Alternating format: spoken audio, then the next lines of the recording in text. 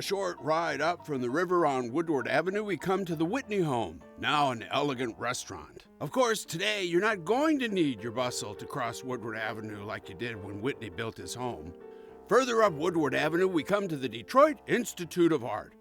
And across the street, the Detroit Public Library. Now, anytime I've wanted to find out something, I've headed straight downtown to the library.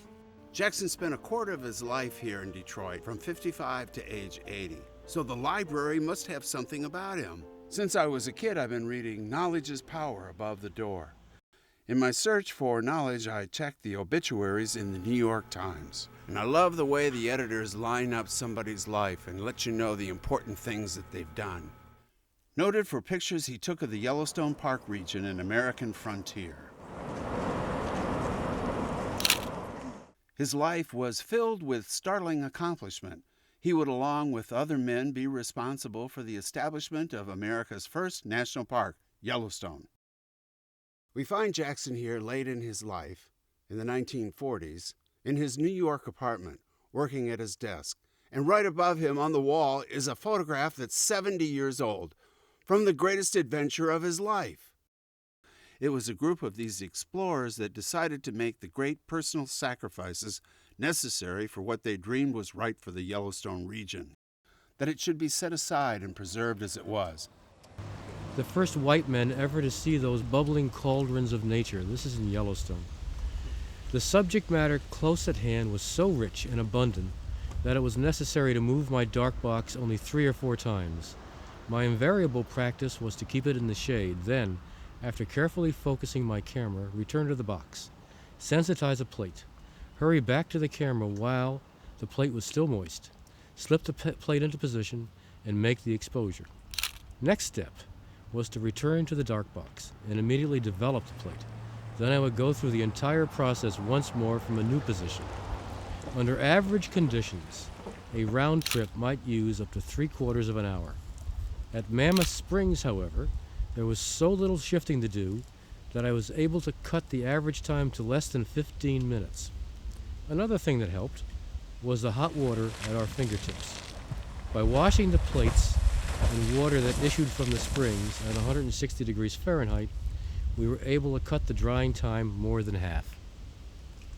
Amazing, isn't it?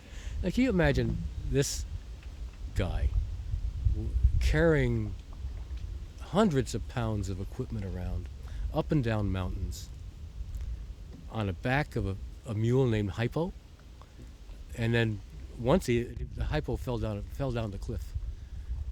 Went up and tipped over backwards, and all the equipment went down. The plates crashed.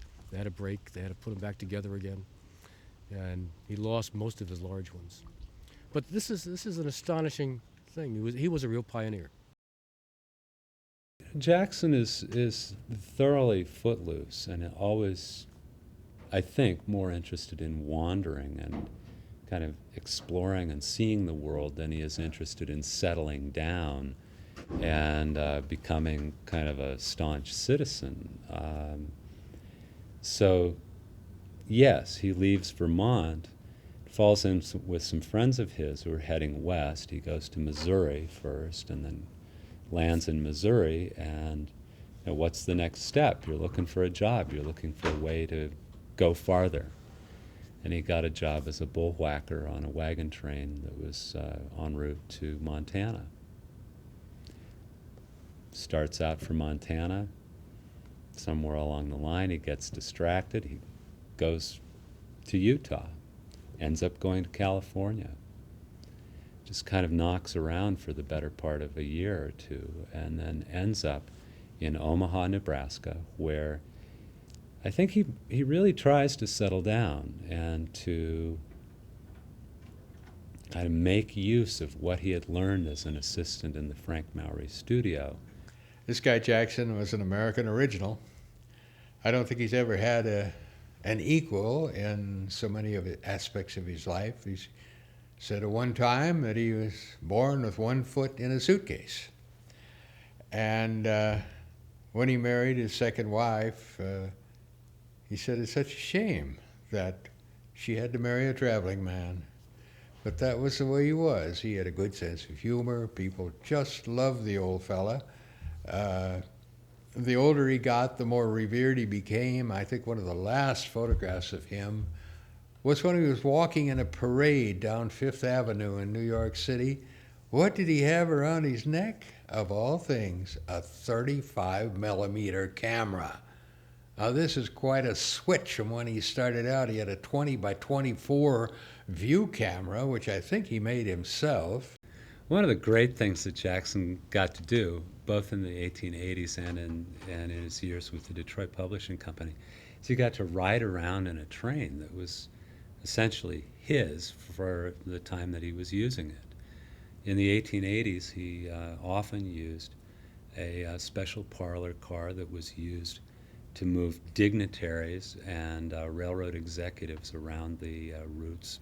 Now, these were just lavishly appointed railroad cars with everything you could possibly need. And sometimes Jackson would have a flat car attached to the back of this short little train so that he could use that as a platform for his camera, or so that when the train was stopped and he was out making photographs, climbing up a canyon wall or something like that, the people who were traveling with him could drag some chairs out onto this flat car and just enjoy the scenery. He traveled through California in a special railroad car that had a dark room, and was able to take part of his family along with him and some of his friends and sometimes other photographers, and they would travel around and, who knows, play cards and read the newspaper and stop and make photographs. William Henry Jackson was a prize catch of the Detroit Publishing Company. They hired this guy not so much for his expertise, although he had plenty.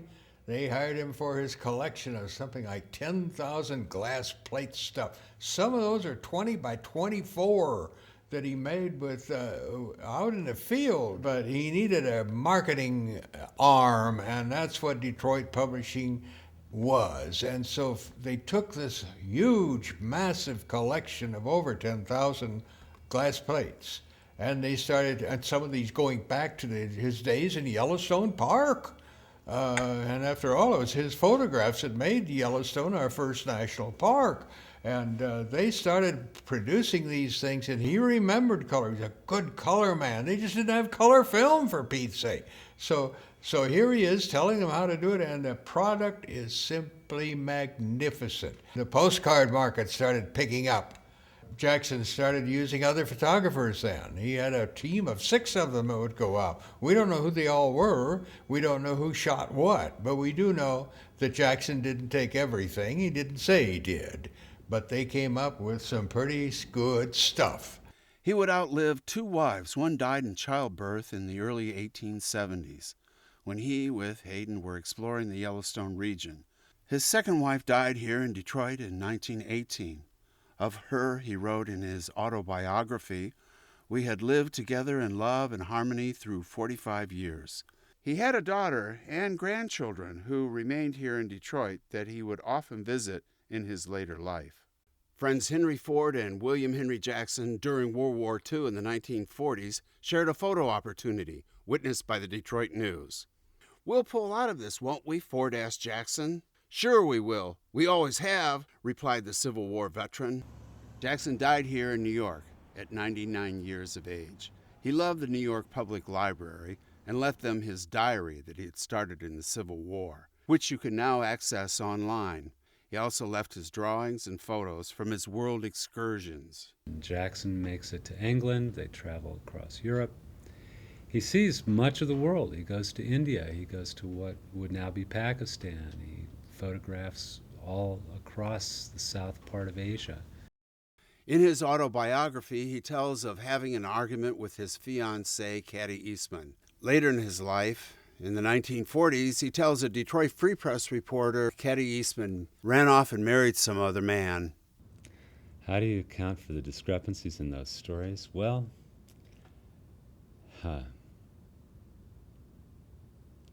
not sure. I do know that when Jackson died, there was a daguerreotype portrait of Caddy Eastman among his personal effects, and he had carried that photo with him for 70 years or so. So, clearly, whether she left him or he left her, there was something about that event that was never completely settled in his heart or in his mind. The guy just had a wonderful sense of humor. The older he got, the more recognized he became. He's a member of the Explorers Club in New York. You don't get in there unless you're really somebody. You don't have to have any money necessarily, but you have to be somebody that the other explorers can be proud to know. And anybody who knew William Henry Jackson was proud to have known the guy because, as I said, he was an American original. He had no peers, not really.